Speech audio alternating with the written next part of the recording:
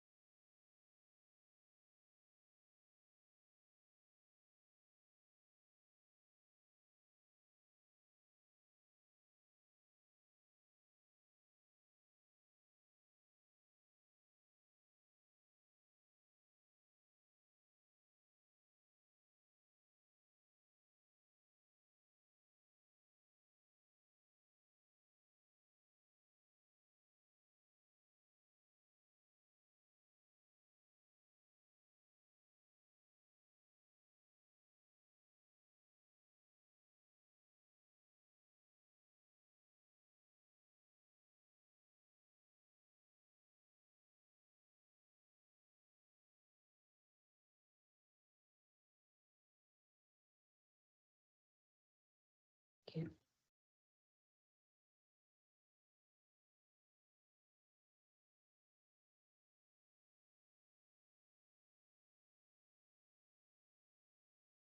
Thank you.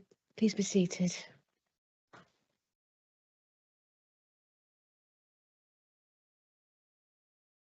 And now for the preliminary items. Are there any apologies for absence, Chief Executive? Yeah, good evening, Madam Mayor. We have one apology this evening from Councillor Ariambath. Any declarations of interest? I inquire from the Chamber if there are any members wishing to declare any interest in tonight's agenda items, please. Thank you, Madam Mayor. Part 3, motions on notice supporting our farmers. I will, as a local farmer, be leaving the room while that's discussed. Thank you.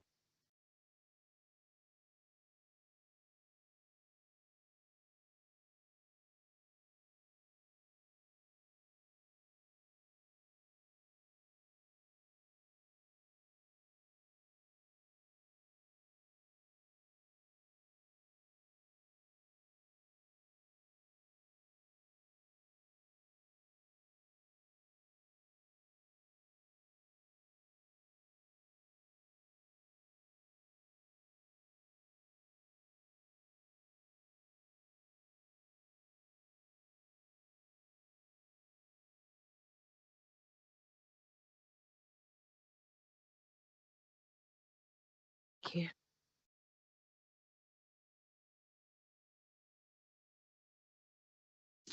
Are there any communications? One communication, Madam Mayor, and that is that Councillor Barry Pierpoint, I'm pleased to say, has agreed to accept morality for the forthcoming civic year. Congratulations. Congratulations, Councillor Pierpoint. Are there any deputations of petitions? There are none, Madam Mayor. Thank you. Are there any questions from members of the council? We have 3 questions this evening, Madam Mayor. Question 1, question to Councillor Andorian from Councillor James Cantwell. Councillor Cantwell, thank you. Thank you very much, Madam Mayor. Can the portfolio holder please update us on the council's efforts to support residents who were affected by the recent flooding near the Wibberton West Road? Councillor Dorian, thank you. Thank you, Madam Mayor. I would like to thank Councillor Cantwell for notice of his question, and I'm responding to this in my capacity as portfolio holder for emergency planning.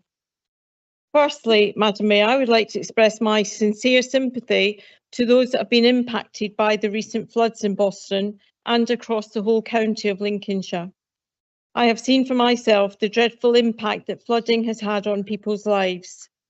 Whether it's floodwater entering people's homes, their gardens or their businesses, the psychological and physical impacts have caused immense stress and anxiety in our communities, which as councillors and local leaders, we work so hard to protect.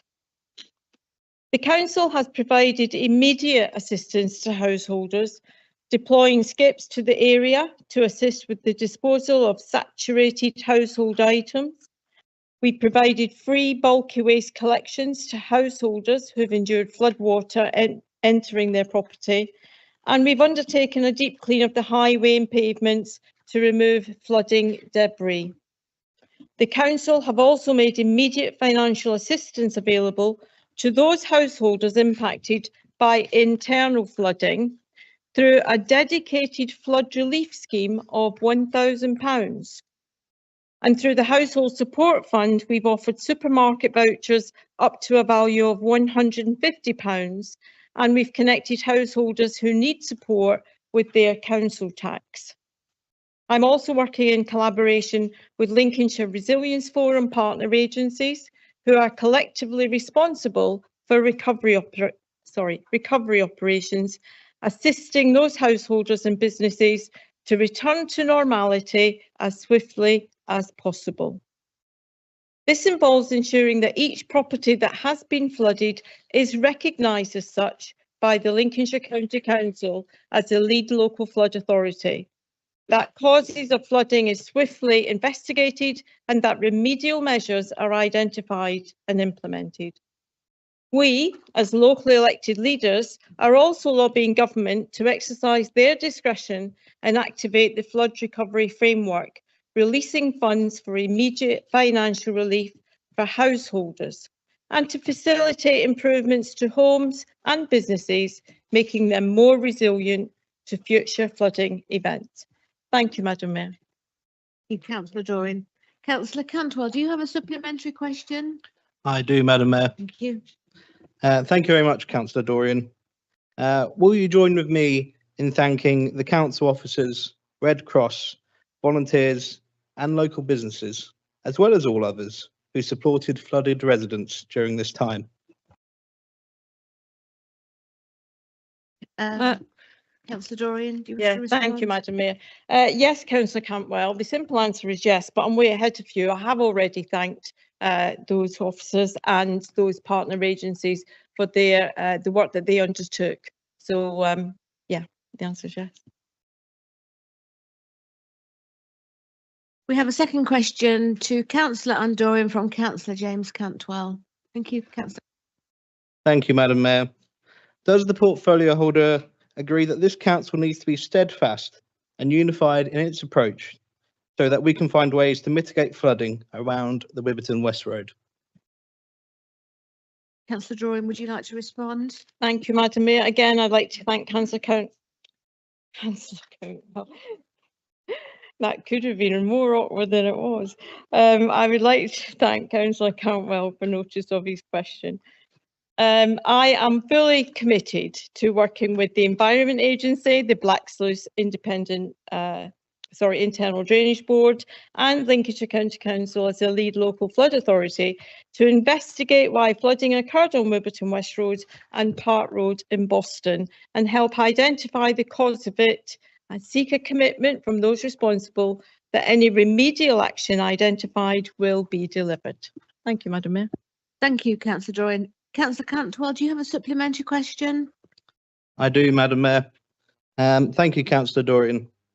Will the portfolio holder support the various campaigns to get the Black Sluice pumping station fully recommissioned following the floods? Councillor Dorian, would you like to respond? Thank you, Madam Mayor. Well, I'm not sure, Councillor Cantwell. What I will commit to do is what I said in my first answer, that we identify the cause of the flooding and we seek a commitment for any remedial action to be undertaken as soon as practicable.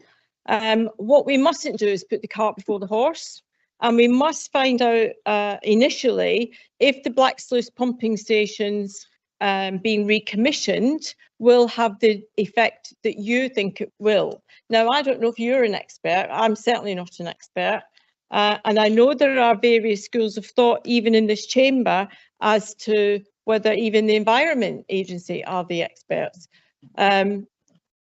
With that being said, I think it's incumbent upon us to work together to examine the data and then make a coherent and intelligent response to the evidence. Thank you, Madam Mayor.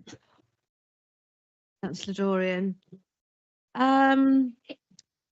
A question to Councillor Dorian from Councillor Pryke, please.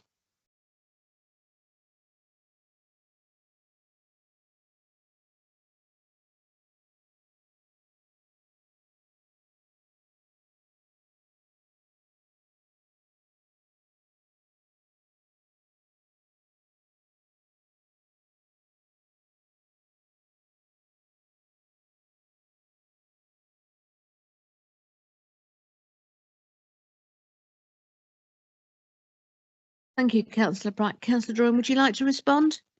Thank you, Madam Mayor. Yes, I'd like to thank Councillor Pryke for notice of your question.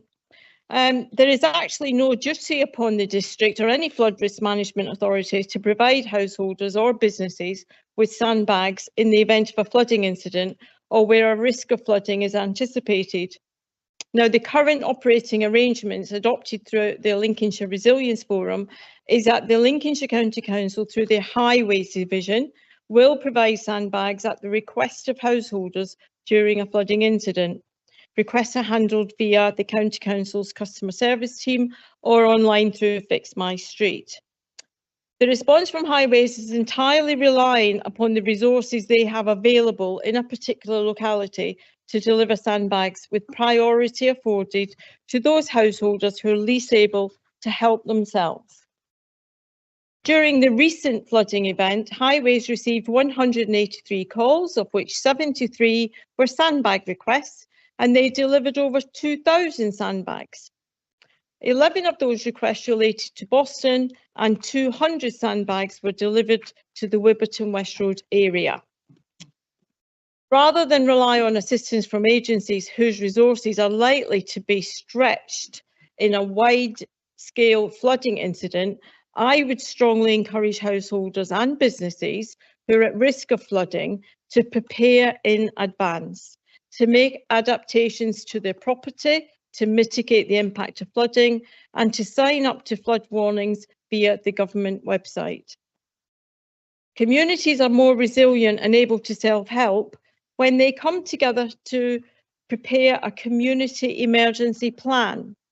And assistance is available via the Lincolnshire Resilience Forum website to do this, as well as support from the Emergency Planning Officer at the Council. Thank you, Madam Mayor. Thank you, Councillor Dorian. Councillor Pryke, do you have a supplementary question? Councillor Dorian, would you like to respond? Oh, sorry. Yeah. Oh.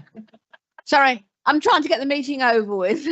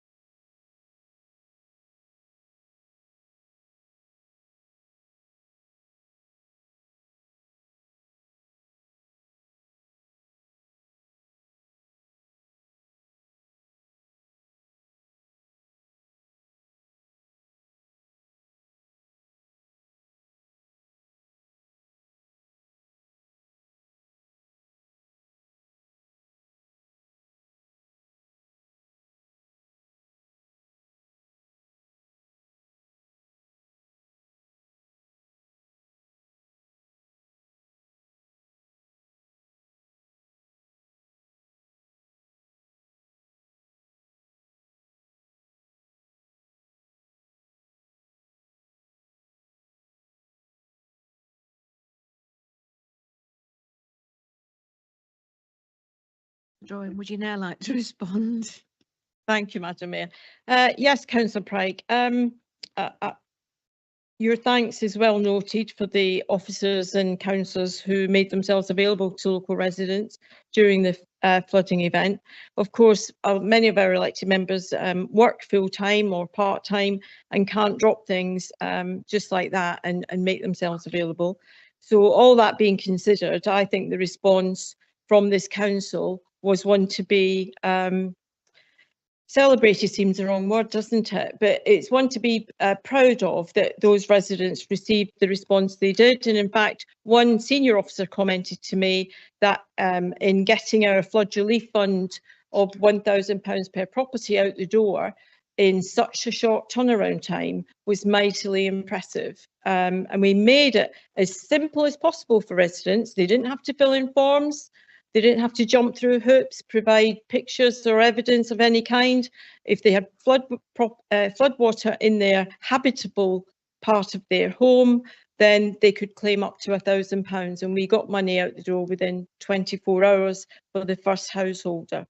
To your point about the timescale of a report, certainly our internal lessons learned exercise has already been undertaken.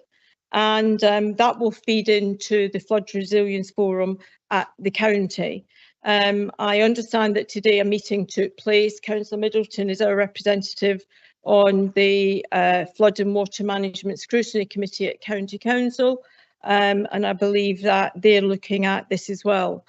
As to that timescale that you asked about, I genuinely don't know, couldn't pinpoint it to the day or the week, but I'm happy to take that away and find out for you. Okay, thank you, Madam Mayor.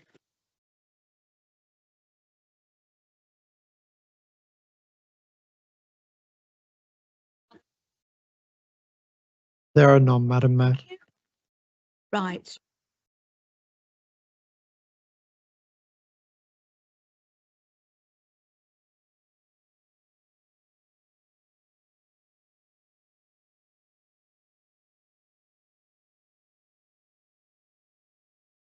You, John. Thank you, Madam Mayor, and good evening, councillors.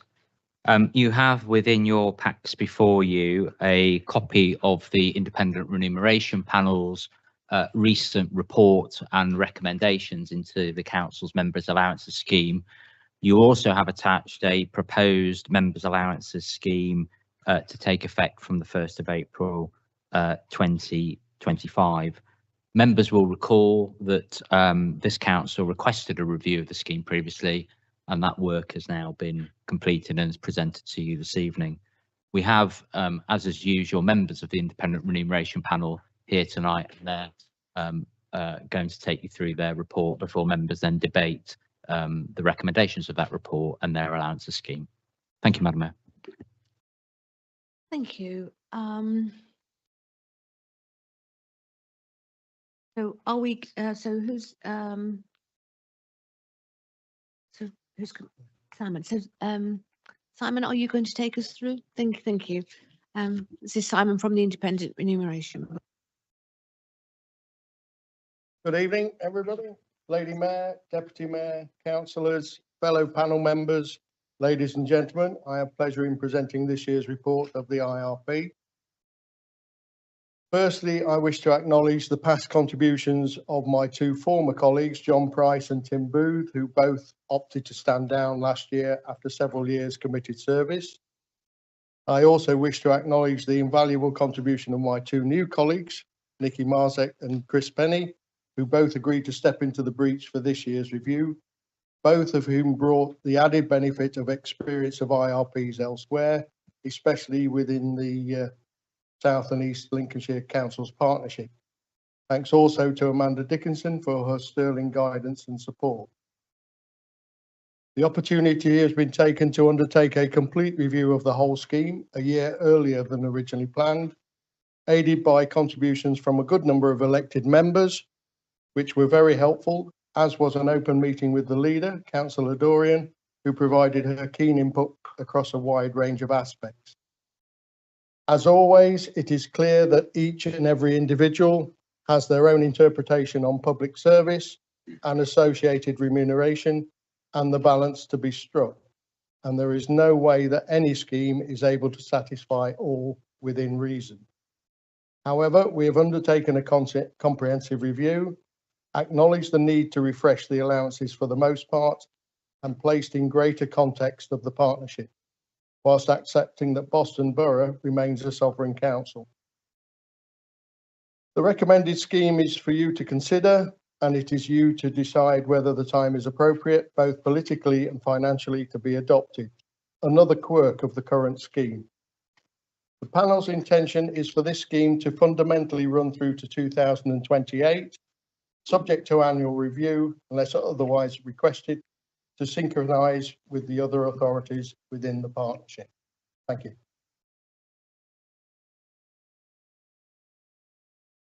Do we have a proposer, and would you like to reserve the right to speak? Councillor Dorian. Thank you, Madam Mayor. Yes, I stand to propose the report in front of you, agenda item 1, and I would like to reserve my right to speak. Before I just sit down, Madam Mayor, I would just like to thank, on behalf of all the elected members in the chamber, I would like to thank Simon, Nikki and Chris for their work. I'm especially grateful that the time you gave me to meet with me, thank you. I found that very valuable.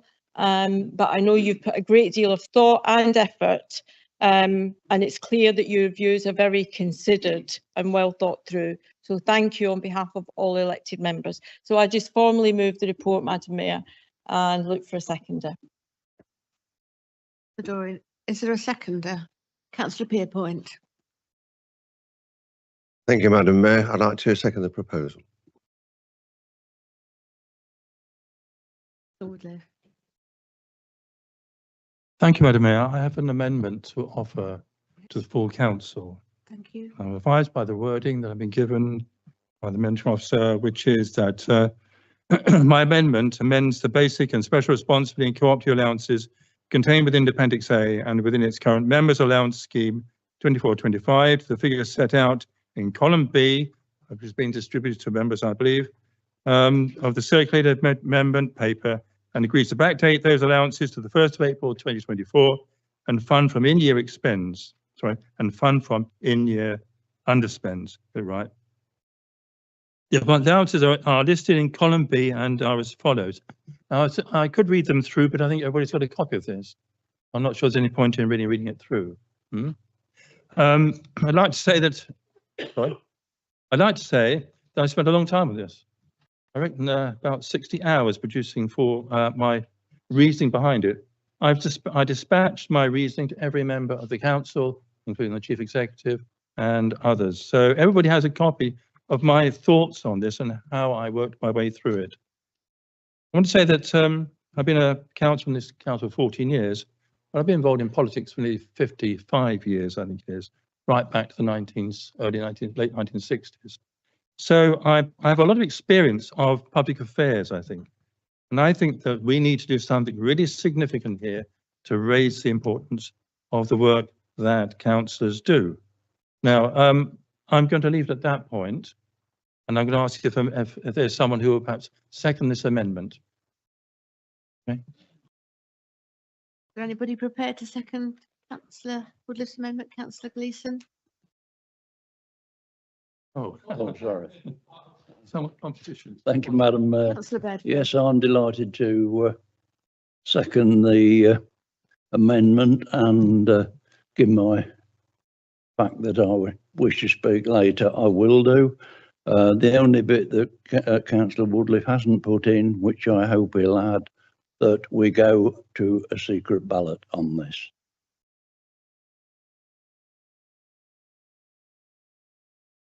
Well, councillors, we now move to the vote. Are we going to take a secret ballot, or is there anybody who would like to speak on this, on the amendment? No. Councillor, no, you don't wish to speak now. Yeah, so Councillor Woodliffe is proposing a secret ballot. I propose a secret ballot, and I look for a seconder. Seconder, please. Madam Chair. So we go to. Yeah, if I could If I could just assist, Madam Mayor, in terms of the request for a ballot, this is set out within the council procedure rules. And the requirement, if members wish to have a ballot, is that at least 1/3 of members present at the meeting demand it. So we'd need 10 members to support that request. Thank you. So we're going to have a vote for who wishes this to be a secret ballot.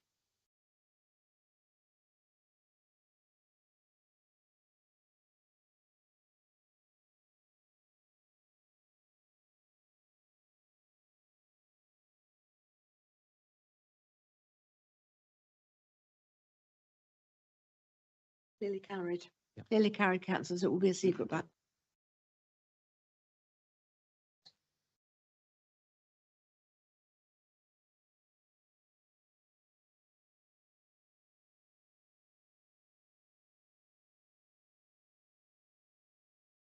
Yes.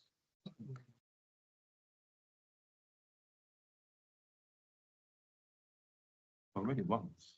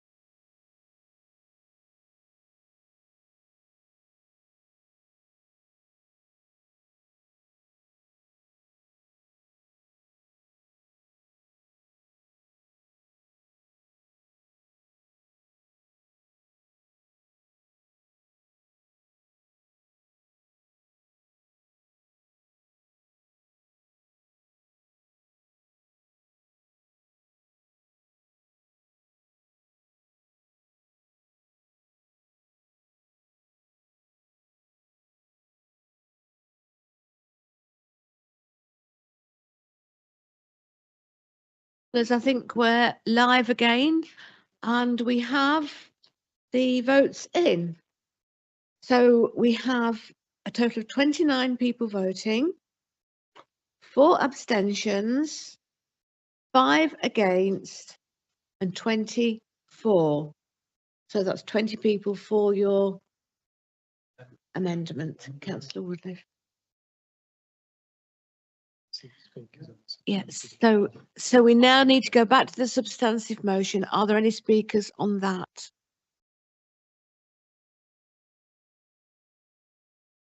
Sorry, Councillor Cantwell. Thank you, Madam Mayor. I would very quickly say that I cannot support this motion or increases in allowances. I do not feel it would correct that my parish councils and residents have raised to me the slipping in standard of service we offer, but our council has found the money to massively increase our salaries. This is a position we cannot justify outside this council, and I feel it will make us look like greedy councillors at a time where public trust in politicians is low. Although I understand we are underpaid for the amount of work most of us in this chamber do, now is not the right time to increase allowances. Thank you, Madam Mayor. Councillor Gleeson.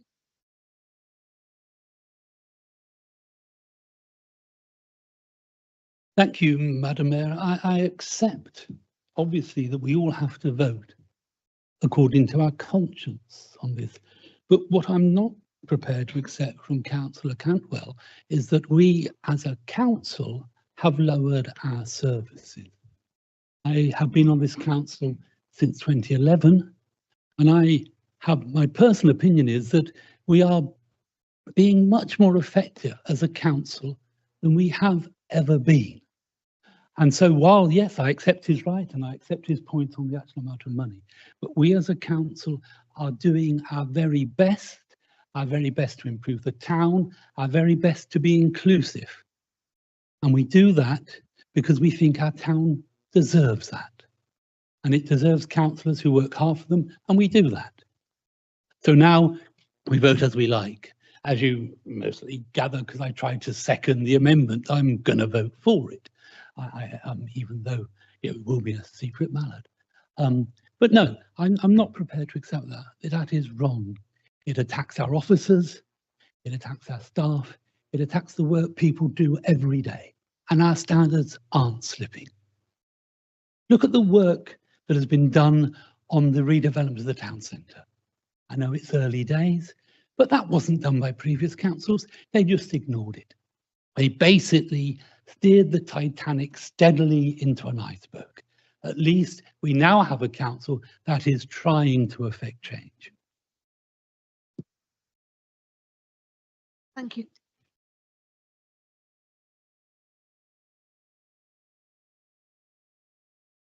No. Oh, do we need to move a secret ballot? Yeah. Can I move a secret ballot, please? I need to have a secret ballot on this one, please. Yes, but we need to have a vote on it, please. Yes, so I need to have or having a secret ballot. Yeah, okay. Yeah. Yeah. That's fine. Clearly carried, so we'll have a secret ballot on the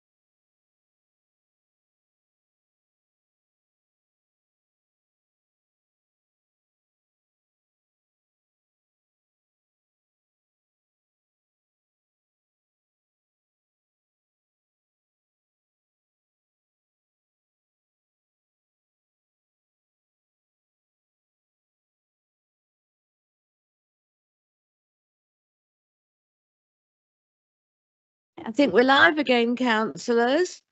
So the vote this time is still 29, but we have 21 for, 6 against, and 2 abstentions. So clearly carried. Thank you. Thank you, councillors.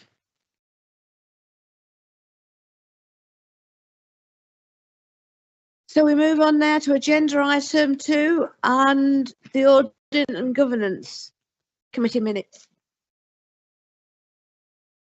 We'll thank the Independent Remuneration Panel for their attendance tonight, for all their hard work, and we'll let you escape. Thank you.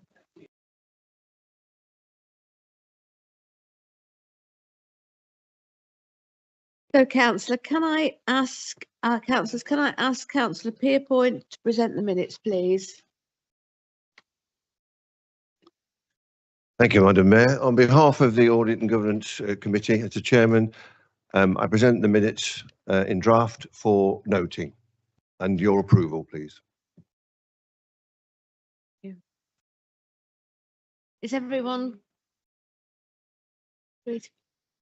Thank you. Thank you. Thank you, councillors. Agenda item 3, the Treasury Management Mid-Year Report 2024-25. This is the next item on the agenda. Can I ask Councillor Ghosh, please, to introduce this report? Thank you, Councillor Ghosh. Thank you, Madam Mayor. I present for Council's consideration the Midterm Treasury Management Report for 24-25. The Council is required to produce a Midterm Treasury Management Report to provide members with an update on Treasury Management performance and activity to ensure best practice is maintained. This report was considered by Audit and Governance on 18th of November 24. In addition to this report, Audit and Governance Committee will receive quarterly updates during the 24-25 financial year. In summary, the Council's external Treasury advisors have provided an update of the economy and interest rate environment in paragraph 3, page 157. Bank base rate began the year at 5.25% and at 30th of September 2024 was 5%. Capital Expenditure and Financing 24-25, section 5, page 62. The latest budget for capital expenditure for 24-25 is £34.8 million, and actual expenditure was £4.4 million. A full breakdown of capital expenditure is shown on page 75 at the end of the report. The Council's overall underlying need to borrow for capital expenditure is forecast to increase by £523,000 during 24-25 based on the latest financing of the capital program. On 30th of September 24, investment totaled 49 million, including the property fund, and there was 1 million of external borrowing. The rate of return on investment in the first half year was 4.8%. It is pleasing to report that the outturn for net investment income and discount for debt redemption for the year is estimated to be £2.476 million compared to the original budget of £2.117 million, a favorable positive variance of 359,000. This favorable variance at the end of the first half year was 319,000. So we did better this quarter. With regards to the Council's property fund investments, in the first half year, capital values increased by £31,000 and dividend distributions averaged 3.46%. The tables on page 70 through to 72 provide detailed information relating to the property fund investments. In conclusion, I recommend that Council approves the 24-25 Midterm Treasury Management Report attached at Appendix A. Thank you, Madam Mayor. Thank you. Is there a seconder, and would you like to reserve the right to speak? Thank you, Councillor Dorian. Sorry, Madam Mayor. Yes, I'll reserve my right to speak. Thank you. Are there any speakers on this item? Up first, then Councillor Gleeson.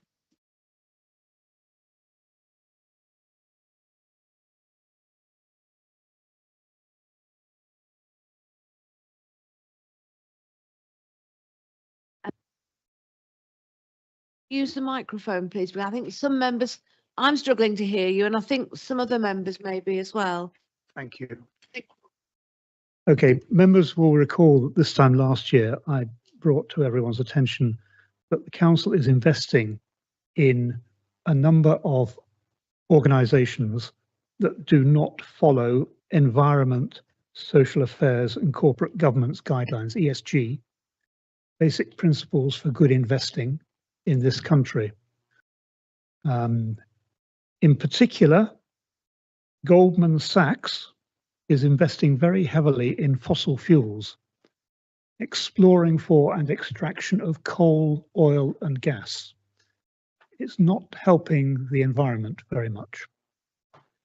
Goldman Sachs are also investing heavily in Brazilian beef producers who are stripping the rainforest to produce more meat. Well, good for them, but it's not very good for the environment again. NatWest are also investing heavily in fossil fuels.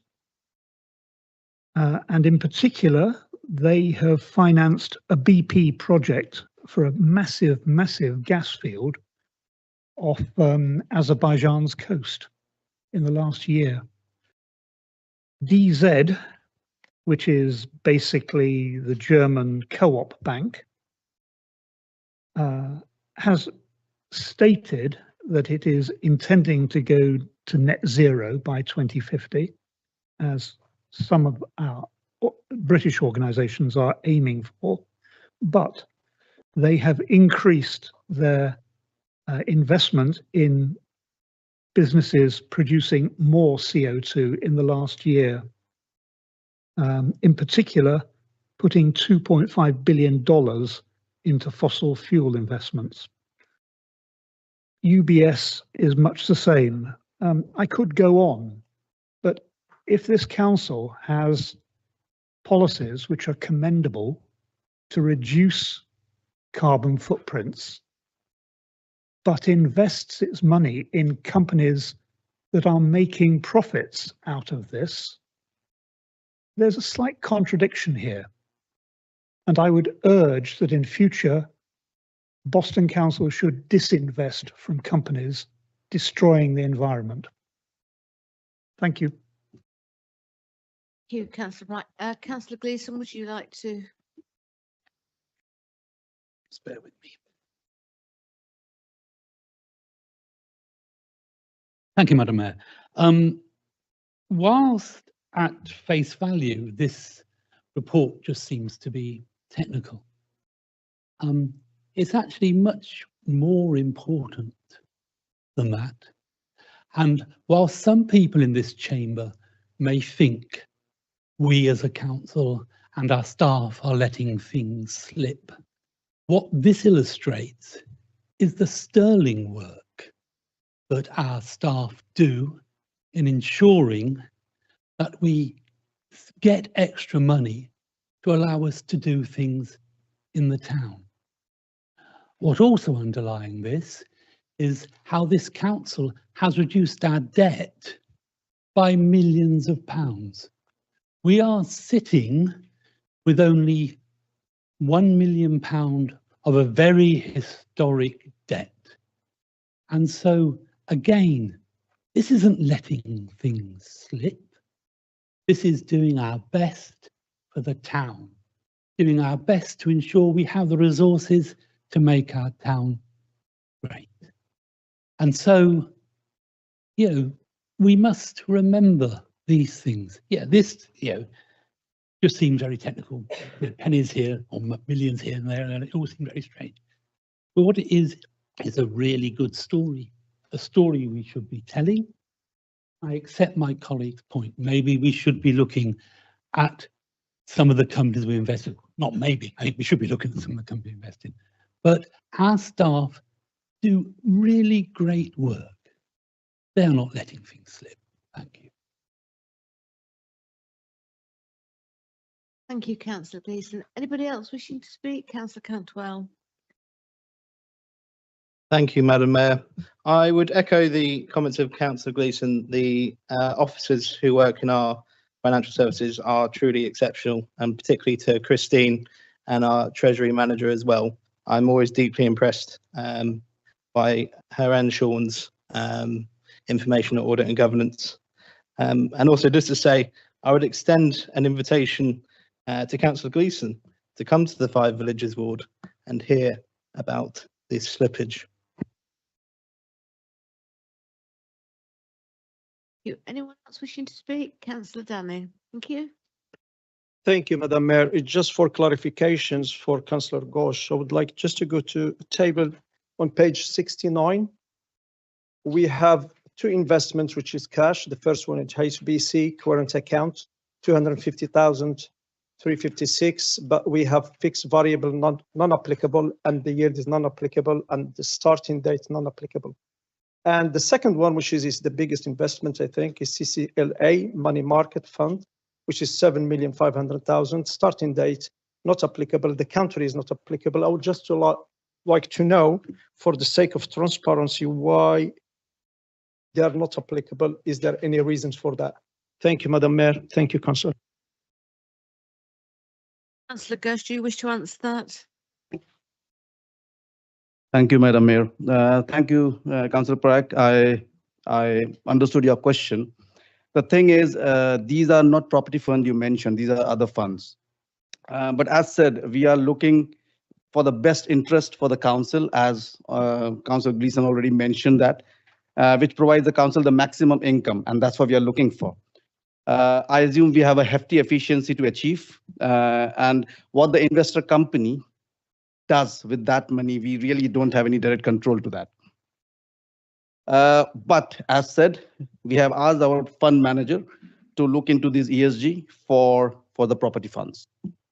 Councillor Danny, I'll get back to you because you asked a very specific question. I have to talk to my officers and I'll get back to you. Thank you. Councillor Dorian, do you wish to? Yeah, thank you, Madam Mayor. If everyone's finished speaking, I didn't know if they were. It was to thank Councillor Gleeson for his kind remarks. First of all, Councillor Bright, I take your point and I will have a keen eye on the issues you've raised. In fact, it makes me wonder whether I should still be banking with NatWest if what you say is true. You've given me food for thought. Yeah, thank you. And Councillor Gleeson, yeah, thank you for once again defending my administration. I agree with you. You won't be surprised. I don't think standards have slipped. Quite the opposite. I think my administration has actually come in a whirlwind and worked all the hours God sends to steady the ship and set it on a course for success. I, as ever, appreciate your support in that, Councillor Gleeson. I was surprised, Councillor Cantwell, that you agreed with him. He was actually having a pop at you. The only thing that has been reported to me as slipping was somebody's waistband or the trousers at planning last week, and certainly not standards. And I would certainly come to the Five Village ward and meet your residents who say standards are slipping, because that's something I will address if there's any veracity to that statement whatsoever. And quite frankly, I don't believe there is. Thank you, Madam Mayor. Councillor Dorian. Councillor Ghosh, as the proposer of the recommendation, would you like to sum up? No, it's already, I recommended. Yeah, I've summed up. Yeah. Thank you.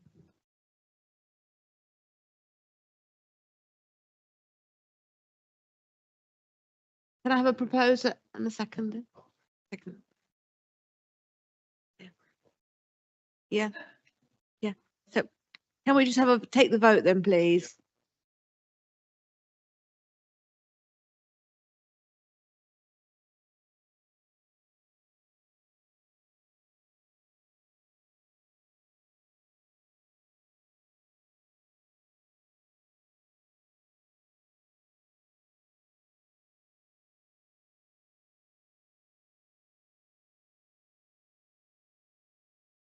Thank you, Madam Mayor.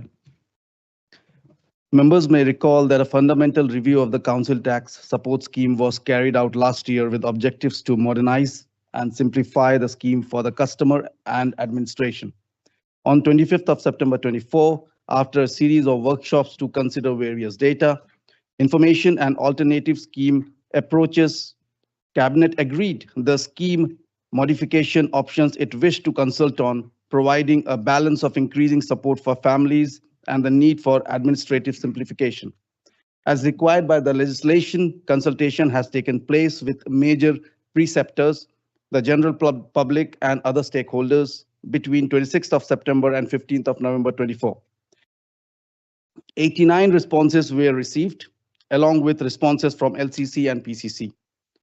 Section 3.2 in the report provides a summary of the LCC and PCC responses, in particular noting that LCC supports the move to modernize and simplify the scheme, but does not support the change to vary the level of support, citing ongoing government funding to support the vulnerable and the effect on its budget for spending on its services.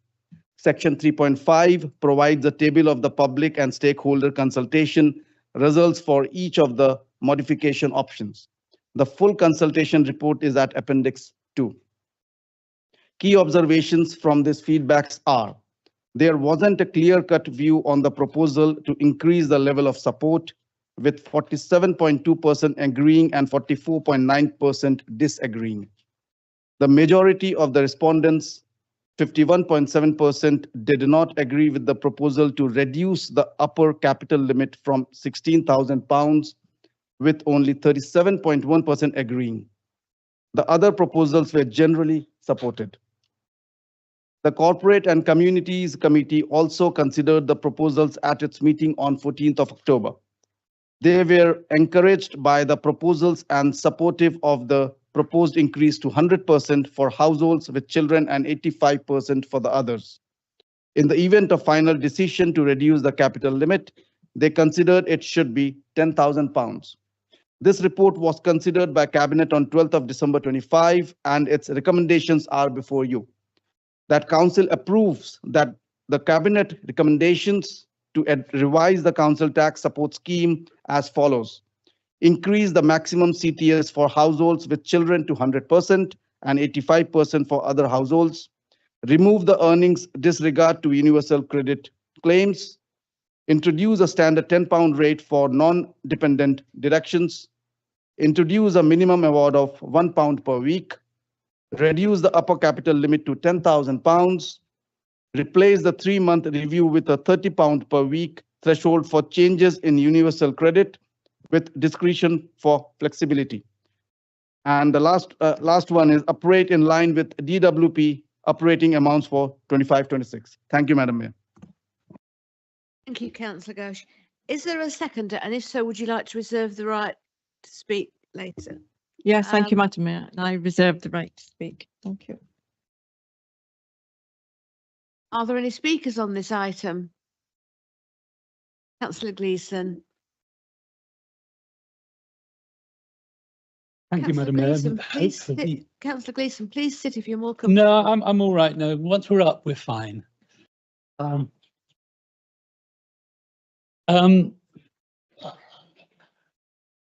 I've spoken on this on numerous occasions. I will be supporting this so wholeheartedly. We, as a council, chose in 2012 to punish hard-working people who are not able to make enough money to live well or even live. We now have in Boston over 5,000 children living in poverty. We have one of the highest rates in the country of working people not earning enough money to live, that they need support from benefit. This scheme, we are trying to do a very little bit. I don't mean little in what we're doing. It's more, obviously, we're doing what we can. It's going to help a bit. You know, we took away from working families 25% of their council tax. So since 2012, these families have been paying 200 odd up now to £300 extra a year. That's an awful lot of money.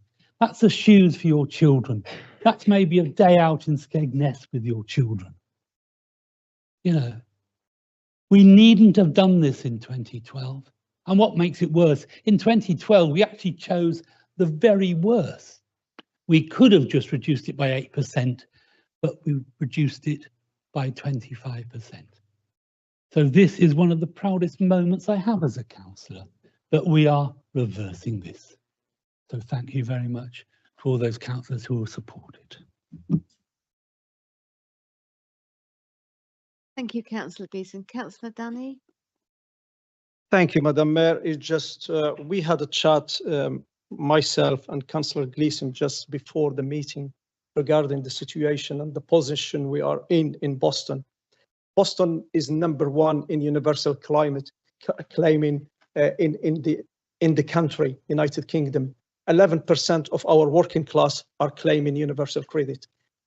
Almost 36% of our children, they are under poverty line. Therefore, I will support that, because every little helps will be contributed to these families and these people. It saddens me when you see a poor child. It shouldn't happen in a lavish country like ours. However, our governments did choose different ways of spending the money, which is I'm always against in that. I think priority should be given to our residents and our citizens in this country. I will support whatever you do for our town, and I will be a very proud person to help. Thank you very much, Madam Mayor. Thank you, Councillor Danny. We'll now move to the vote. Oh, sorry, I beg your pardon, Councillor Dorian. Yes. Yes. Yes, of course you can.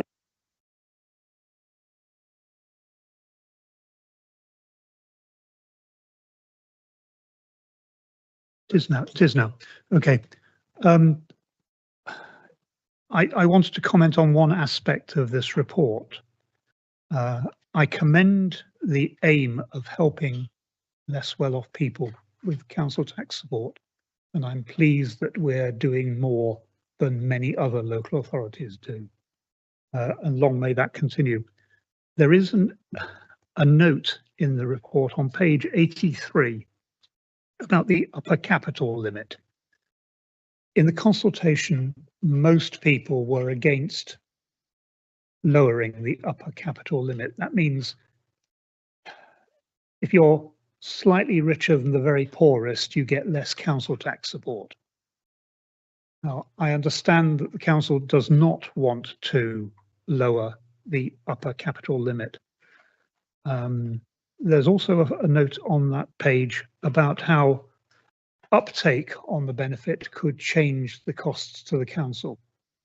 Well, that's a statement of the obvious, I'm afraid, but it's parallel to the effect of the government withdrawing the winter fuel allowance very early in its new term, and thereby prompting huge numbers of people to apply for pension credit. They had not expected that to happen. Boston and Skegness constituency at the time of the general election had the highest number of people eligible for pension credit, but not claiming pension credit. I understand that is no longer the case, and I'm very pleased that so many people, assisted by this council and many other organisations, have claimed pension credit and thereby retained winter fuel allowance. And long may that continue. But if we are worrying about take-up, we may as well all go home. We should be encouraging as many people as possible to take up whatever is on offer. And I hope Boston Council will continue to do that for the rest of its existence. Thank you. Thank you, Councillor Pryke. Anybody else wish to speak? Councillor Gus, would you like to sum up? Or Councillor Dorian? Yeah. Thank you, Madam Mayor. Yes, once again, I find myself agreeing wholeheartedly with Councillor Gleeson. In fact, I've got to give credit to Councillor Gleeson. I would never claim credit for something that wasn't my idea. And I think it's testament to our cross-party relationship that we have cultivated since May 23, that you felt able to approach me to put this on my radar and ask my cabinet to consider this as a way forward. It went to cabinet. We had some serious and significant discussion. It went through scrutiny, where I was pleased to see that the scrutiny board gave it serious and considered discussion and reached the same conclusions that we had felt was the right thing for the people of Boston. To your point, Councillor Price, I don't read it the same as you. I will hope that people who are entitled to this claim it and don't feel any kind of way in doing so. Of course, our residents are very proud people, but if they need financial support and it's available through various benefits, then they should claim it, and I would encourage that wholeheartedly. I would like to speak to my county councillor colleagues, Councillor Alison Austin and Councillor Anton Danny. As the two elected members on Lincolnshire County Council, I would like to plead with you, actually, that you do not allow any form of retribution to occur as a result of this council if it passes this report, making the decision it does. I am worried that there may be some kind of payback required in terms of the household support fund, which is administered through the county, not finding its way to this borough. And I would urge both of you to resist any and all attempts to do that, please. Thank you, Madam Mayor. Councillor Dorian. Councillor Gush, would you now like to sum up? Sorry. Anton, Councillor Danny. Just a reply to our leader. I will do my utmost to protect the Bostonians. And that's what I'm elected for, and that's what I will fight for. Thank you. Councillor Gush, would you now like to sum up? Thank you, Madam Mayor, and thanks for the promise, Councillor Danny. I hope you will take it seriously. Yeah, and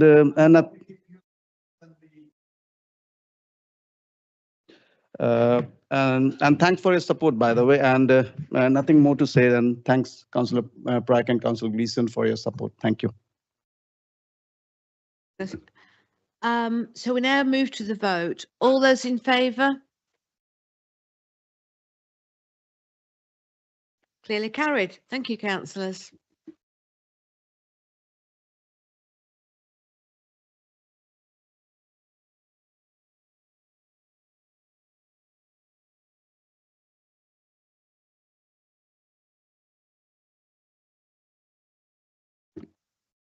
Thank you, Madam Mayor.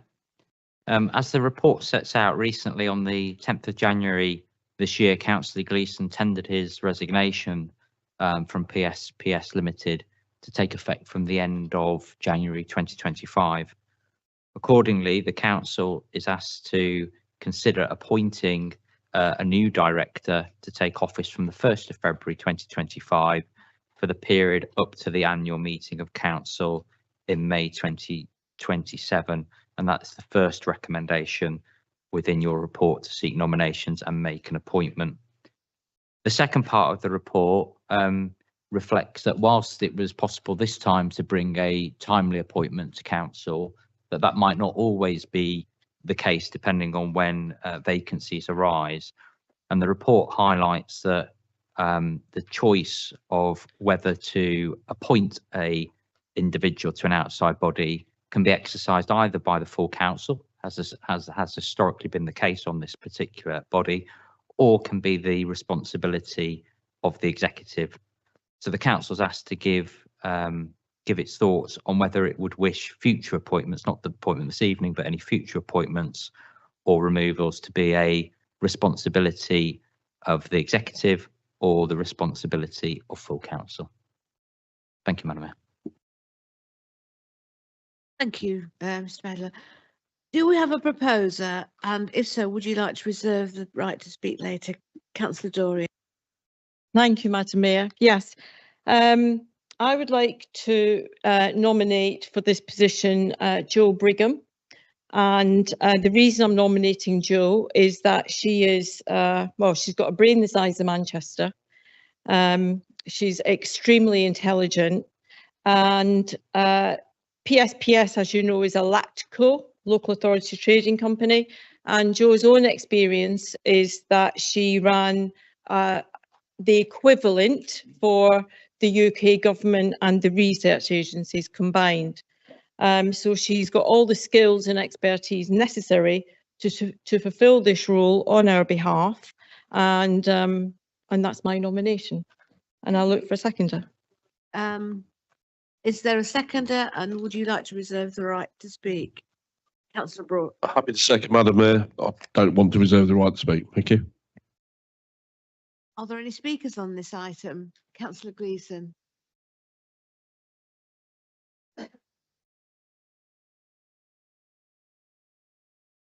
I seem to be talking too much tonight. I thought I'd better sort of explain why I resigned as a director. It's a rather funny situation you find yourself in. You have this double-hatted role. So as a director of PSPS, my duty is to the company, even though I'm appointed by the council. And I personally found that difficult, particularly in recent times, to reconcile that with my role as being a chair of scrutiny. I had to exclude myself from the last meeting of C&C because we were, as a committee, scrutinising PSP. And I just thought in the end, I wasn't doing either side any good. And so I thought I should resign. I also fully support the appointment of Jo Brigham as our representative. I think we need people with her skill. We actually need, as our directors, I think people who are not actually councillors. We need directors who have the knowledge, have the skill, and have the ability to take PSP forward. You know, we are going to be living over the next 2 years in very interesting times. You know, the future of PSP, hopefully it will navigate its way through and become a provider of services to the new unitary authority. That should be its aim and our aim.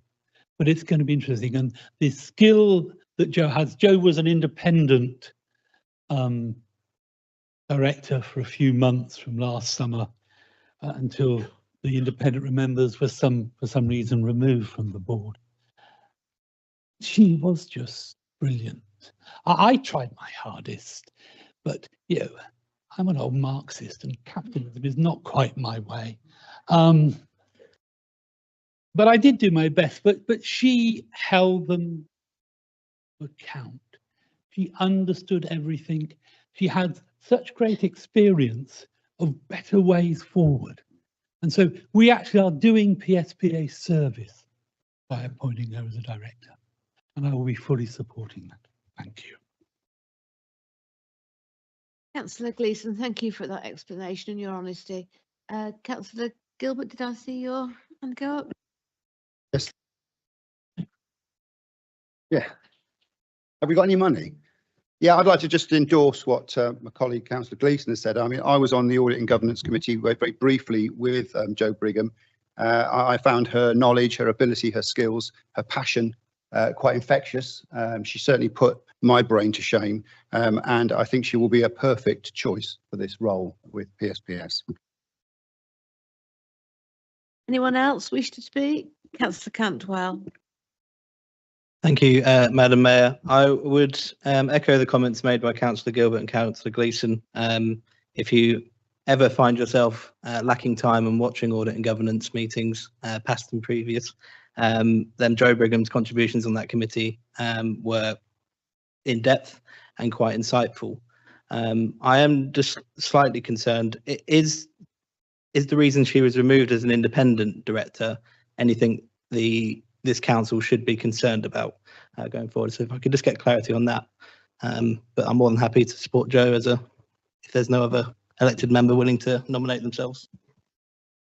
You, Councillor Cannell. Any other speakers? Councillor Dorian. Thank you, Madam Mayor. If I could just correct myself, when I moved the report, I should have also moved item 2 that we're able to designate as an executive function any future appointments or removal of directors. So as long as council are clear that we're voting on both recommendations contained in the report, should have said that. Happy to reassure you, Councillor Cantwell, on your point. I'm not happy to go any further than that, because if we did, we'd have to go into private session, closed session. I don't think it's right that we air things about individuals in public, other than to say that she is the most upright, esteemed member of our community, and we are lucky that she's willing to serve in this role on our behalf. But with that being said, I'll leave it there, Madam Mayor. Thank you.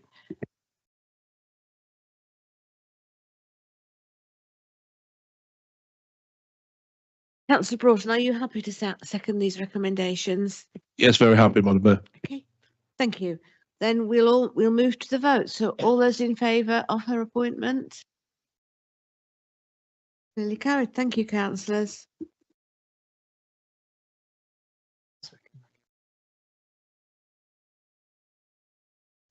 Yeah. Councillors, and we need to vote on the second recommendation. Are you all happy with that? Yes. Okay. Thank you. Yeah. Clearly carried. Thank you. Part 3 of this, the motions shall be moved by the proposer and seconder by whom notice has been given. Where notice of a motion has been given for a meeting, it is not moved and seconded by the proposer and seconder. It shall, unless postponed by consent of the meeting, be treated as withdrawn and shall not be moved without fresh notice. Can I ask Councillor Cantwell to introduce the first motion, please? Thank you, Madam Mayor. As outlined in the agenda pack, this motion's aim is to support local farming.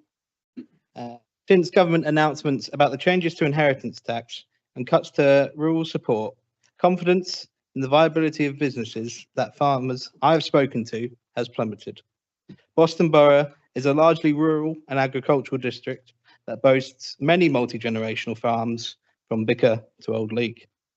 The government policies will affect family farming in this area, allowing large distant corporations to purchase land as farms become unviable. Across the country, farmers and organisations are fighting against the government's policies on this.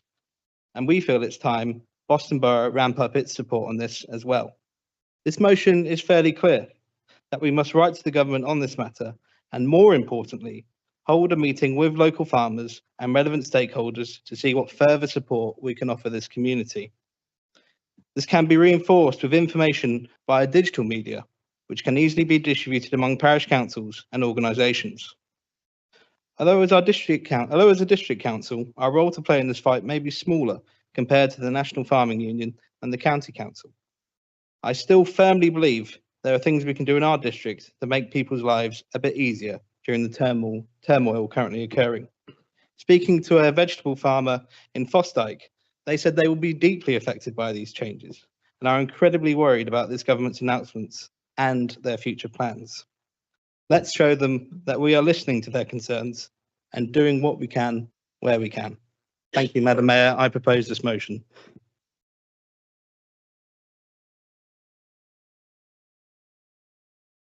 Councillor Evans, you're the seconder. Thank you, Madam Mayor. Yes, I'm happy to second this motion. Councillor Evans, you wish to speak? I reserve my right to speak. Are there any speakers on this item? Councillor Austin. Thank you, Madam Mayor.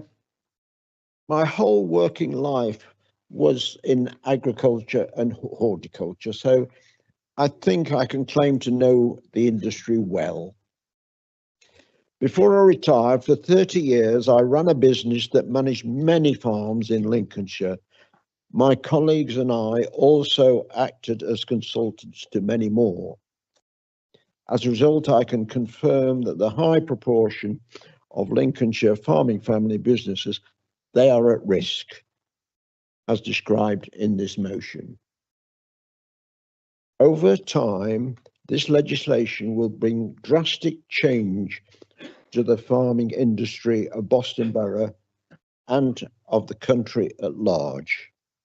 Land will increasingly fall into the hands of businesses and institutions without local connections and often not based in the UK, as has happened with shop premises in this town.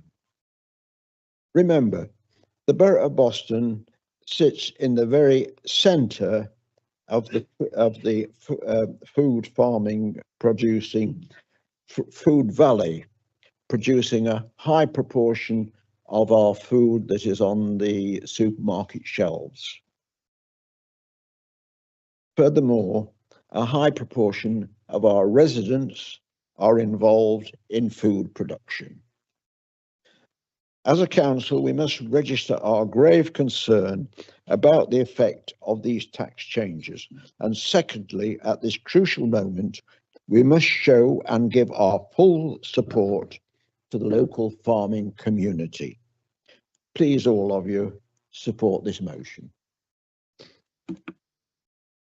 Thank you, Councillor Austin. Any other speakers? Councillor Gilbert, did I see your hand go up? Thank you. Yeah, thank you, Madam Mayor. Yeah, as a local authority, I think our responsibility is to stand with our local businesses and local communities and to reflect to the powers that be in Westminster how their policies impact on our town and wider borough. It's exactly what local government is for and should always have been for. Sadly, the mutual respect and concern for one another that used to exist between our national constituency MPs and politicians and the community's local representatives, namely ourselves, seems to have waned slightly over the years. London therefore feel comfortable going back on their promises, ignoring protests, acting in the interests of lobby groups, sponsors and technocrats, and frankly, playing a sort of Russian roulette with this country's economy and the various sectors that make it up. I fully endorse all the elements of the motion placed before us by Councillors Cantwell and Evans. Not only did this government mislead the farming community about its intentions, it's not clear, maybe even to them, what the purpose of this cash grab actually is, or what the long-term consequences of it are likely to be. For my part, I feel that national government policy in this country has been tilting too far towards looking after the interests of the markets and the increasingly bloated Westminster-focused state itself. And this has been tilted away from looking after the interests of the people, the quality of our lives, the quality of our livelihoods, and with that policy, the quality of our long-term sustainability and our food supply. Whilst I believe the government's real intention is with this policy to smooth the way for farming to give way to house building, net zero projects and large corporations like wind farms and solar farms, and of course with absolutely no regard to food security. We have a real struggle on our hands as local representatives to get the message across to Westminster that policies like this do not serve the interests of the people of rural communities, and in the long term, as this government will eventually find out, the interests of our country as well. Thank you. Thank you, Councillor Gilbert. Anyone else wish to speak on this? Sorry. Councillor Dorian, sorry. Thank you, Madam Mayor. I think we are actually delighted to support this motion, the majority of this motion. In fact, it was myself that suggested to Councillor Rylott that she bring it forward and that I would second it. So eager was I to support our farming community, and I know that the Boston Independent Administration feels the same. I was disappointed that that didn't happen, and I'm not sure why things occurred the way they did. But we are very happy to support, as I say, Madam Mayor, the majority of the motion. I think we know better than anyone that there is a land grab going on by private investors who have no real interest in the farming element. but are buying land to avoid inheritance tax. And it's a crude but legal thing that they are doing. So with that being said, and conscious of the time, Madam Mayor, we are happy with, if we look at the section on the council resolve, I'm not sure what page it is. There's no page number. There's no page number on it. So it's on equivalent of page 3 of your pack. We're more than happy with the first bullet point. That is, you know, you are quite within your rights to ask me as leader to write to the Secretary of State. However, I think that it's not acceptable for you to instruct the portfolio holder on how to conduct her work. And I think that the third bullet point actually is also a step too far. I think the NFU is far more suited to doing what you've asked in the third bullet point. So if we can delete the second 2 bullet points, I would be more than happy to support the motion, Madam Mayor. I don't know if I have to phrase it in a different way. I'll move it as an amendment that we keep the first bullet point and delete the second 2. And do I need a seconder then? Yeah, and I'll ask for a seconder. Thank you, Councillor Droy. Councillor Cantwell, as a proposer, do you wish to sum up? Oh, sorry, Councillor Broughton, do you want to? Yeah, happy to second that, Madam Mayor. Okay, thank you. Thank you. So we'll now move to the vote on this. Yeah. Any speakers on the amendment? Yeah, Councillor Cantwell, Councillor Austin. No, Councillor Cantwell first, I think. Councillor Austin second. I will let Councillor Austin go first. Some of us seem to have got loose leaf papers. Could you give us a page reference, please? Then I can read what I'm deleting. Thank you.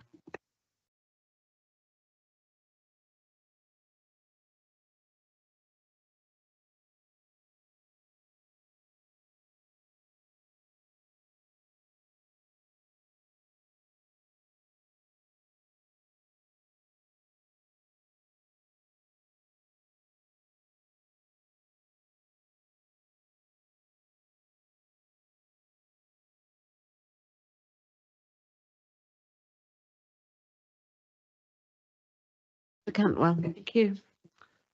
Thank you, Madam Mayor. I am disappointed the amendments would remove really the core of what this motion seeks to achieve. The support we need to advertise, our website and our parish councils are the ideal place to do this. I'm not sure why we're saying, no, we won't send information to our parish councils. When, as we know, our chamber and our councillors are well versed on this issue, and our officers.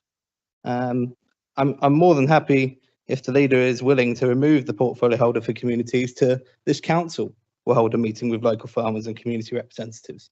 If the leader feels that this is an imposition on the portfolio holder. Thank you, Madam Mayor. Sir Gilbert. I too kind of struggle to see why bullet point 2 and 3 are so controversial. A slight change in the wording has been suggested by Councillor Cantwell, maybe all that's required in relation to both of those 2 bullet points, but both of which I think are germane to the whole point of the motion.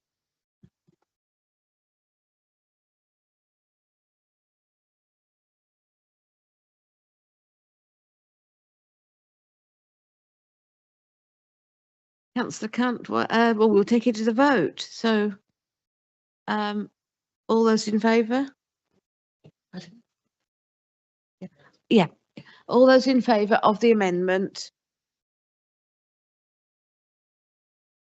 Those against? Any abstentions? It's carried. Carried. Yeah. Yeah. Pardon? Yeah. Councillors, are there any further amendments on this motion? Councillor Cantwell. If allowable, Madam Mayor, I'm not sure if the Point 2 could be changed to this council will hold a meeting with local farmers and community representatives and remove the portfolio holder. And if we could advertise available support, and if the council doesn't want to do this on our website, then inform parish councils on available support to farmers, I think would be my amendments, Madam Mayor, if admissible.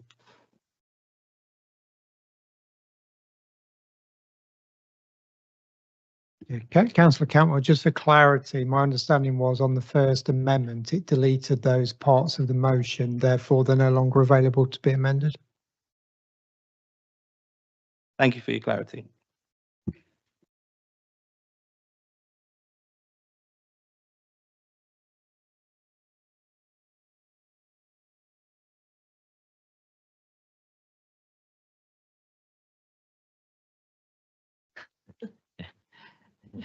Thank you, Madam Mayor. Just for clarity, the motion has been amended and the 2 bullet points that were referred to have been removed from the motion. That's become the substantive motion. There's been no further amendments moved. So you're now voting on that, what has become the substantive motion. Councillors, we now go to the vote. Yeah. No.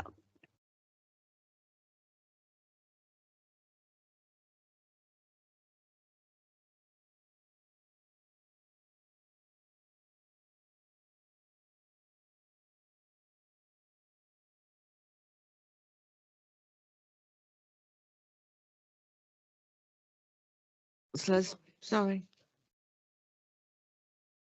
Yes, you can. Councillor Pryke's abstaining.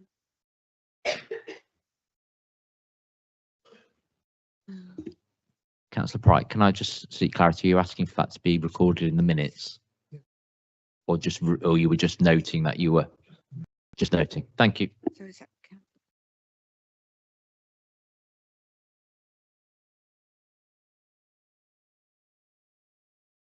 so I think it is actually, yeah. Right, councillors, are we ready? Yeah. Councillor Cantwell again, please, on this, the community governance. Thank you, Madam Mayor. Since the announcement of local government reorganisation and the move to unitary authorities, Lincolnshire now stands at the dawn of lasting reforms in the way in which our county will be governed. Boston Borough has had a proud and long history. Before the current modern council was formed, we have had local government stretching back many years with different organisations at different times. Over this time, our council has acquired many assets, such as the Guildhall, the municipal buildings, Corporation Farm, our various parks and car parks, our civil regalia, our historical documents, as well as much more. It is vital these are protected, as they, by rights, belong to the people of Boston. We do not want a distant unitary authority to take over these assets. It is much preferred that a council accountable only to the people of Boston take these assets up. This will ensure that local people have a say on how our town moves forward and ensure the everlasting protection of any asset strip our town may face. Crucially, the role of Mayor of Boston, which stretches back nearly 500 years, must be kept going, further ensuring the protection of our civil regalia. As well as this, we must ensure that we do not become the same story as Rochester Council, who lost their city status during reorganisation. Our borough status is unique in Lincolnshire and demonstrates our heritage. Heritage that, I reiterate, must be governed by Boston Town Council, made up of the people of Boston, not a distant authority. The borough has the means, the resources, and the assets to ensure a very viable town council, which will be able to support itself going forward. This will ensure that even though Boston Borough Council will no longer exist, that Boston Town Council can take up its mantle and continue the work to improve our town. The community governance review is the process we must undertake to form a town council. and I suggest we move as quickly as possible with this review so that the council can take office at the earliest possible opportunity. Allowing a council to form quickly will make the work, once a district ceases to exist, a lot easier. There may be a time, Madam Mayor, where the government will say that no assets can be transferred from our council and must be preserved for use by the superseding authority. It is important that we act before this hammer comes down and cuts us off from creating a town council. We must be united on this issue and work together to ensure an efficient and speedy formation of our successor, protecting our assets and heritage which belongs to our residents. The time of district councils has come. Let us ensure a Boston Town Council is here to take our place. If we do not, we risk much which we have at the moment. Thank you, Madam Mayor. Thank you, Councillor Cantwell. Do I have a second on this? Councillor Woodliff, and do you wish to reserve the right to speak? Yes, Madam Mayor. Yeah. I second the motion and do reserve the right to speak. Yeah. Thank you. Are there any speakers on this item? I think Councillor Gleeson, Councillor Austin. Anyone else? No. So Councillor Gilbert.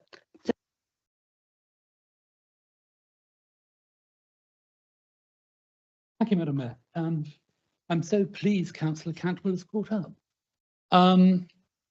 I was arguing in 2012 for the establishment of a town council and actually a council for Skirbeck. And unfortunately, his party, who were ruling at the time, didn't support it. And they didn't support it in subsequent years. Yes, what he says is right. I think actually we're a good way down that path already. There is an issue, as I say. My one concern, and I genuinely don't know the right answer, is whether there is an argument for Skirbeck reobtaining its parish council status. I do have a worry that if we have a larger town council, as a town council would be, you know, if we basically took VTAC, I do think some of the outer areas could well lose out to the interest of the centre of the town. I think in truth there could be an argument also for maybe a parish for what is west, although we've allowed that to develop in the rural centre and other parts. So I think we do need a town council. We do need to make sure that nobody can nick all our bits and pieces. We do need to secure the mayoralty and the admiralty of the Wash. But I think we do need to put a little bit of thought into the makeup of the number of parishes and to make sure that people do have the ability to have a good say for their own local communities. And so part of me feels Skirbeck, you know, is a big enough area to warrant its own parish. It would be as big as Fishtall. So I just think we need to look at that. It could well be the answer is no. I generally don't know, but I just think we do need to look a bit wider as well. Thank you. Thank you, Councillor Gleeson. Councillor for the next. Thank you, Madam Mayor. Over the years that I've been on this council, I have been a member of BTAC, which I think is since 2007. I've never quite felt that I fitted there, but never mind. We've often, though, in BTAC, those who are members of BTAC or more long-standing members of BTAC will recall that frequently we have discussed, should we have a town council? Now, I've always resisted that and felt no.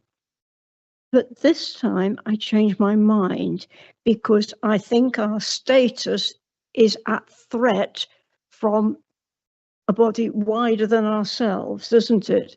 It's devolution, unitary status, all of this. We have got a threat from outside.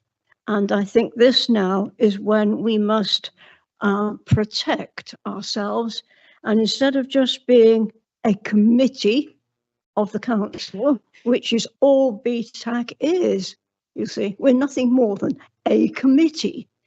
And I therefore will support making a town council.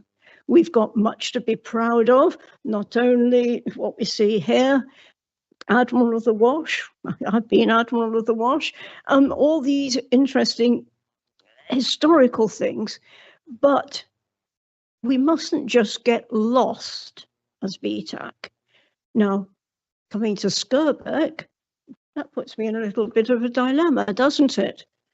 Because I represent Skirbeck Quarter. So am I going to have to row across the river to join the rest of Skirbeck? I don't know. But seriously, I think we are now at threat as just being a committee. We must have some positive standing, and that is why I will support this now. Thank you. Thank you, Councillor Austin. Councillor Gilbert and then Councillor Woodliff. Thank you. Yes, thank you, Madam Mayor. Yeah, I mean, over the years, I think I've been involved in the debate about BTAC and whether or not we should have a town council. And like Councillor Austin, I've always felt that it was probably not necessary because we had a borough. And therefore, why would we need to have anything other than a committee of the council to sort of, and be the precepting body within Boston Borough Council? But we are now facing an existential crisis. We are very likely to disappear. And Councillor Dorian's answers to the questions at the beginning of our meeting, questions 1 to 3, illustrated just how important local representation is, local democracy is. And it's obvious that this policy to abolish two-tier authorities has been going around Westminster for decades. And only now do we have a government that seems in lockstep with the civil service and is keen to get rid of local government, the two-tier local government system. The white paper makes it clear the Westminster politicians want fewer local politicians, and they therefore want more influence over local policy exercised by fewer and fewer politicians and the elected mayors who will become heads of more strategic political arrangements. Those guys will be they'll be the fall guys when Westminster policy, in my opinion, goes wrong. Like the low emission zone meets absolutely no public approval. You vote out one mayor, you vote somebody else in, but actually nothing's really fundamentally going to change.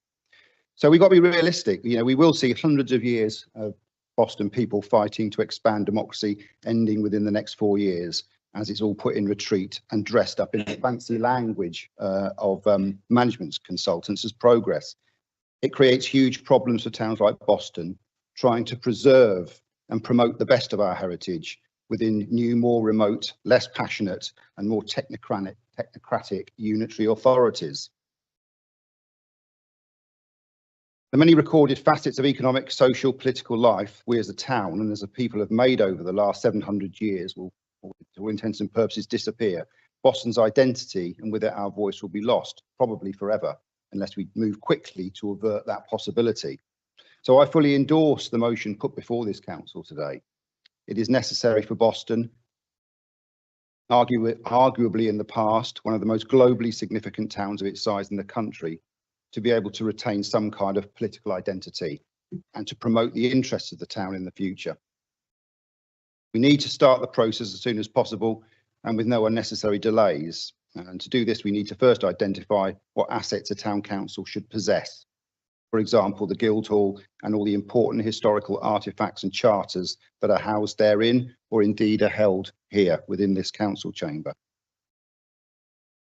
If we don't do this now, we may find that in the future, we as a town have less of an identity and the parishes that surround us. And that would be very strange indeed if that were to happen. Thank you, Councillor Gilbert. Any other speakers? Councillor Woodliff. Thank you, Madam Mayor. I noticed that the leader also wants to speak as well. I want to thank the leader also for the conversations we've had on this, actually. I think the leader is very much aware of the fact, the peril that Boston town faces. And I think we've got all to work together really to find the solution that works the quickest. So I shall be interested to hear what the leader has to say on this. I've supported the idea of a town council for as long as I can remember being here. always struck me as odd that they didn't have town council when we moved here in the 1980s. However, we are where we are. I think with the local government report, what worries me most is that word that keeps appearing. My son mentioned it the other day, at pace. It always at pace, at pace, at pace, at pace. They say, well, say, don't you, there's more speed and less haste. I worry about that word pace. How quick do they want to get rid of us? That's what worries me. So I was happy to second this motion, but I'm also happy to hear what the leader has to say on this and so how we can work together to get this done quickly. I think it's very, very important that we as a group, as a council, work together, not against one another, to resolve to protect this town and resolve this issue. We need to move quickly. I want us to move quickly together, all of us together. So I'll be very interested to hear what the leader has to say. Thank you, Madam Mayor. Councillor Dorian. Thank you, Madam Mayor, and thank you to the proposer and seconder. Now, we are not going to support this motion, but I want to say from the get-go, your mic's on, Councillor Gleeson. Thank you. I want to say from the get-go, we don't want to fall out with you over this, and we want to do. The reason we're not going to support it is because we actually want to do it properly. And I've said time and again, my door is not just metaphorically open, my door is physically open most of the time here in the building. And please feel free to walk through it and talk to me and discuss things like this. And that way we can avoid situations where you clearly have spent a lot of work putting together a motion only for us not to support it. Now, the reason we're not going to support it is are very valid reasons, but primarily because we need to do things in the right order. And the first order of business is to draw up a draft terms of reference so that we actually know what we're setting out to do. What you've come up with in your motion, Councillor Cantwell, is you've decided what we're going to do, how we're going to do it, and what the outcome is going to be. Now, for instance, a great case in point is what Councillor Gleeson mentioned. Part of the draft terms of reference, which will become the terms of reference, may be that we look to see if Skirbeck qualifies to become its own parish area and forms a parish council. So that could form part of the terms of reference. You very admirably said the answer might be no, and then you would have to live with that. But that's an example of how we need to actually set out the parameters of the work we're going to do. And that's got to be the starting point. I would also like to comment and reassure members opposite that we do have a list of assets. It's very ably stewarded by Councillor Baxter, who has that in his portfolio. And we obviously have our civic regalia and mayoralty under the stewardship of Mr. Andy Lamming, who knows everything belt and braces about those precious artefacts. So it's my sincere wish that everything, the essence of what you put in your motion is carried through, but we just need to do it in the right way. And so for that reason, and there's one last point I need to cover off with you. It is then, if we do create a town council, and that may well be the outcome, or it may be a town council with a new parish of Skirbeck. If we do that, it's then for that council to say what assets they are willing to take on. It's not for us as a principal authority to say, you can have that, and you can have that, and you can have the other thing over there. They must be willing to undertake the responsibility for those assets, whether they're revenue making or not. So that's the other element of putting the cart before the horse there, Councillor Campbell. So what I'm going to do is assure you all that, and also we've been talking about this for months. The work has been going on for months behind the scenes. All the time there's been talk of devolution and LGR. We have been having these conversations in my meeting with senior officers, especially the chief executive and the monitoring officer. So please be reassured. What I will guarantee you in voting down the motion is that we will bring forward a report to the next meeting of full council that will set out the way forward, the draft terms of reference, how we're going to take it forward. Is it through BTAC committee? Is it through a working group made up of members across the council? Is it just going to be BTAC committee members that can sit on it? All that will be up for debate and decision. So please be assured, in principle, in spirit, I agree with what you're trying to achieve. We just want to do it in the right way. Thank you, Madam Mayor. Councillor Austin, I believe you got your hand up. No.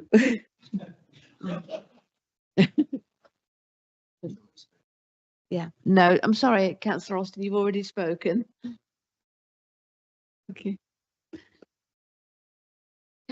Councillor Danny, you haven't spoken. Thank you, Madam Mayor. It's just a small comment, and I think I would like to make it brief.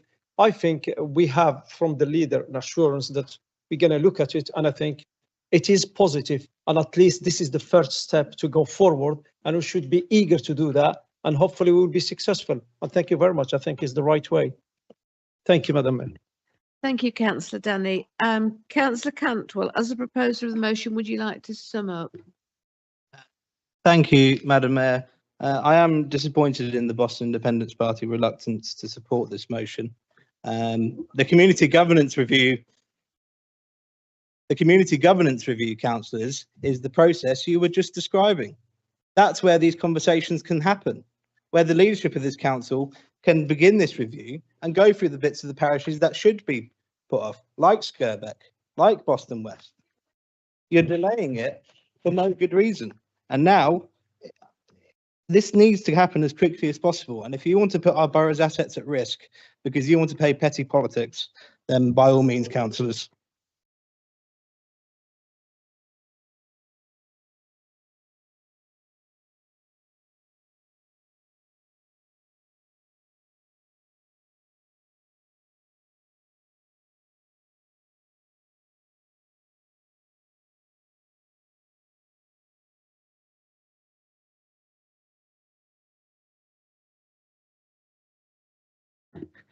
Yeah, thank you, Madam Mayor. You're voting on the motion set out by Councillor Cantwell and seconded by Councillor Woodliff. There has been no amendment to it, so it's the motion that's within your agenda pack that you're voting on.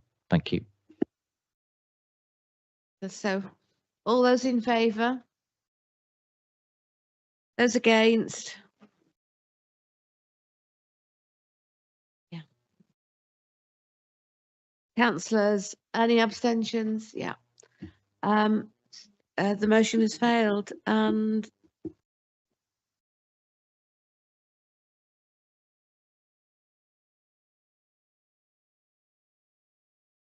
but before you all go, councillors, I would just like to say thank you for the way you have responded with regard to the flooding. I know that many of you have worked very hard on behalf of the residents, and as a result, the Mayoress and I and Deputy Mayor and Mayoress are organising a coffee morning at St Thomas's Church Hall a week on Saturday, the 1st of February.